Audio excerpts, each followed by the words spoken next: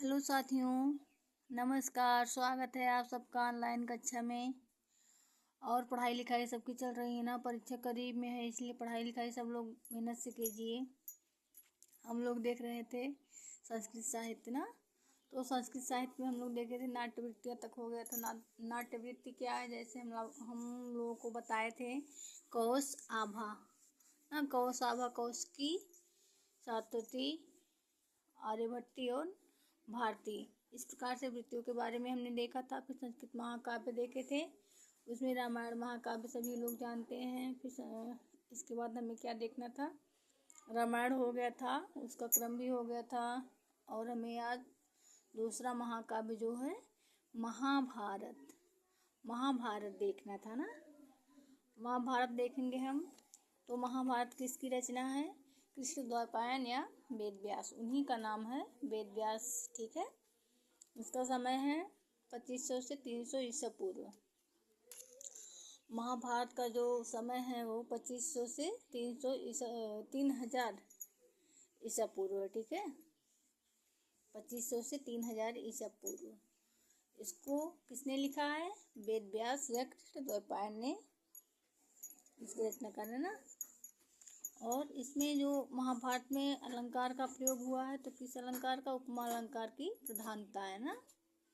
महाभारत में उपमा अलंकार की प्रधानता है।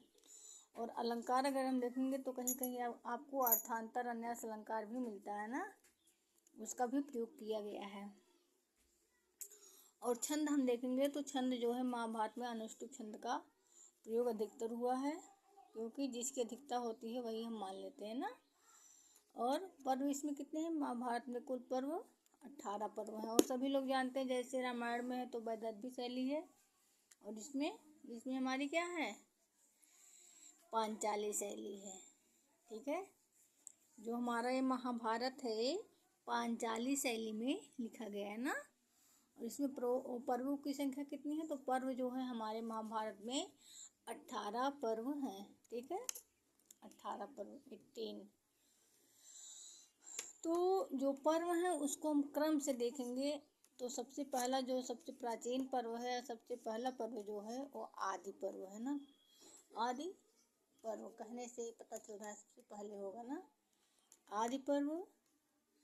सभा पर्व, दूसरा है सभा पर्व, और तीसरा है वन पर्व। जो वन पर्व है यह क्या है, वन पर्व से ही किरातार्जुनीयम की कथा ली गई है ना। किरातार्जुनीयम में क्या होता है, अगर आप लोग जैसे इन सबको डिटेल से पढ़ेंगे तब आप सबको पूरी जानकारी अच्छे से होगी। आप लोग संस्कृत साहित्य का इतिहास पढ़ा कीजिए, जो कि संस्कृत साहित्य के लिए बहुत ही इम्पोर्टेंट है ना। चौथा है विराट पर्व, और पांचवा क्या है, उद्योग पर्व ना। छठा भीष्म पर्व, छठा जो हमारा पर्व है भीष्म पर्व है। और सातवां है द्रोण पर्व। आठवां क्या है, कर्ण पर्व, कर्ण पर्व। नौवां शल्य पर्व, और 10वां जो है सौप्तिक पर्व ना। तो इस प्रकार से हम देखेंगे हमारा जो पर्व है सभी क्रमानुसार ही है, और जैसे जिस प्रकार से उसकी घटना हुई है महाभारत में जैसे लिखा गया है उसी प्रकार से हम आप लोगों को बता रहे हैं क्रम के अनुसार। 11वां जो है आपका वो स्त्री पर्व है। फिर क्या है, शांति पर्व। 13वां है अनुशासन पर्व। अनुशासन पर्व और शांति पर्व, शांति पर्व तो सभी लोग जानते हैं, क्योंकि ये सब शांति पर्व का जो कुछ श्लोक होता है सभी कक्षाओं में पढ़ने को मिलता है ना, कहीं हमें अवश्य मिलेगा अगर हम संस्कृत पढ़ रहे हैं तो। अगर संस्कृत पढ़ रहे हैं तो हमें हर कक्षा में कुछ न कुछ अंश इसके कुछ न कुछ श्लोक पढ़ने को मिलते हैं। 14वां है अश्वमेधिक पर्व ना, अश्वमेधिक पर्व। 15वां है आश्रम वार्षिक पर्व। 15 कौन सा है, आश्रम वार्षिक पर्व। ये पूरा क्रम आप लोग ऐसे अगर नहीं याद कर पा रहे हैं, जो मेन है आप उसको समझते रहिए ना। बहुत ज़्यादा नहीं, 18 ही है, लेकिन अगर नहीं याद हो रहा है तो पढ़ते रहेंगे, 2-4 बार पढ़ेंगे तो अपने आप वो सेट हो जाएगा। 16वां है मौखल पर्व ना, और 17वां है महाप्रस्थानिक पर्व, 18वां है स्वर्गारोहण पर्व जिसे अंतिम पर्व कहा जाता है ना। महाभारत में कुल कितने पर्व हैं? 18 पर्व हैं। पहला पर्व का क्या नाम है? आदि पर्व जो हमारा है पहला पर्व है।